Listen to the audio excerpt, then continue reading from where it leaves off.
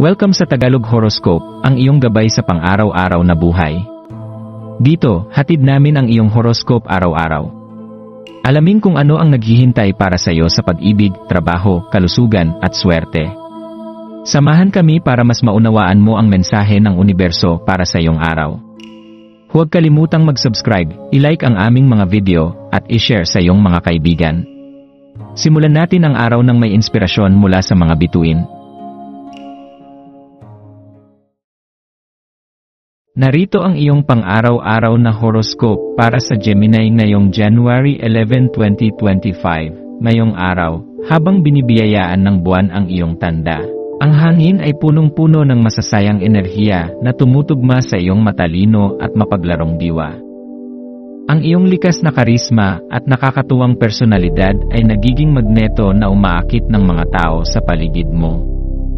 Ang bawat pagngiti at biro mo ay nagdadala ng liwanag sa mga sandali at nagpapabago ng oras sa bawat interaksyon. Maglaan ng oras upang namnamin ang gaan ng koneksyon habang nakikipag-usap ka sa mga taong tunay na nakakaunawa at humahanga sa iyong kakaibang alindog. Sa ilalim ng enerhiya ng ika-negatibo 13 araw ng buwan, ang mga oportunidad para sa pakikipagtulungan ay tila nasa lahat ng dako. Ito ang perpektong panahon upang makiisa sa mga malikhaing proyekto kasama ang iba. Ang iyong mga ideya ay maaaring humalo sa sigla ng iyong mga kasamahan, bumubuo ng isang masiglang sinergya na may potensyal na magbunga ng kahanga-hangang resulta. Yakapin ang positibong enerhiyang ito at hayaang sumayaw ng malaya ang iyong mga kaisipan, lalo na sa mga gawaing nangangailangan ng imahinasyon at inobasyon. Subalit habang puno ng inspirasyon ang araw na ito, mag-ingat sa mga panandaliang emosyon o mababaw na pakiramdam na maaaring lumitaw. Ang iyong isipan ay maaaring magpabalik-balik mula sa kababawan patungo sa lalim, kaya't mas mainam na gabayan ang mga pag-uusap patungo sa mas makahulugang usapan. Gumamit ng iyong natural na talas ng isip at humor upang tulayin ang anumang kawalang seryosohan, at gawing produktibo ang bawat sandali. Habang nagtatapos ang araw na ito, bigyan ng iyong sarili ng pahintulot na tamasahin ang mga simpleng kasiyahan. Maaring ang isang tahimik na oras ng pagpapahinga ay magbigay sa iyo ng mas malalim na pag-unawa at inspirasyon. Lumikha ng isang santuwaryo ng kapayapaan sa paligid mo, at hayaang ang mga banayad na bulong ng universo ay pagyamanin ang iyong mga iniisip at kilos habang binabaybay mo ang natitirang bahagi ng araw. Pagninilay, pagkatapos ng araw na ito, subukang magnilay tungkol sa iyong mga interaksyon at damdamin. Anong mga sandali ang nagbigay sa iyo ng tunay na kasiyahan? Anong mga aspeto ng iyong mga koneksyon ang nais mong pagyamanin pa?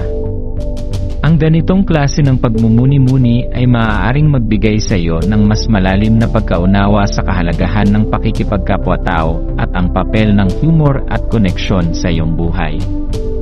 Tandaan na ang tunay na kaligayahan ay nagmumula hindi lamang sa magaan na sandali, kundi sa mga meaningful na relasyon na iyong itinataguyod. Gabay, yakapin ang kahalagahan ng koneksyon, huwag sayangin ang pagkakataong makipag-ugnayan sa mga tao. Ang bawat simpleng pakikipag-usap ay maaaring maging daan upang makabuo ng mas malalim na pagkakaibigan o relasyon. Maging mapanlikha at bukas sa pakikipagtulungan, ang mga malikhaing proyekto kasama ang iba ay maaaring magdala ng sariwang ideya at kasiyahan.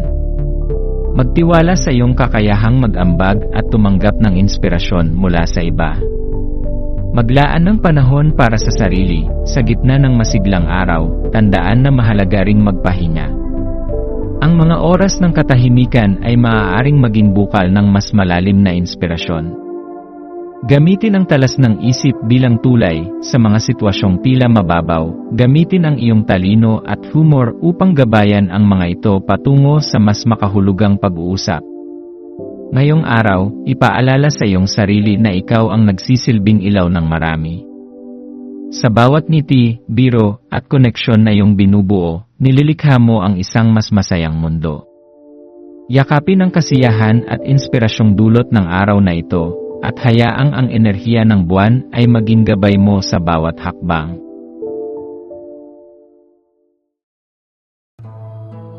Maraming salamat sa panonood ng iyong horoscope ngayon araw. Naway gabayan ka ng mga bituin sa iyong landas. Huwag kalimutang mag-like, share, at subscribe para sa iba pang cosmic na kaalaman. Hanggang sa muli, manatiling konektado sa universo,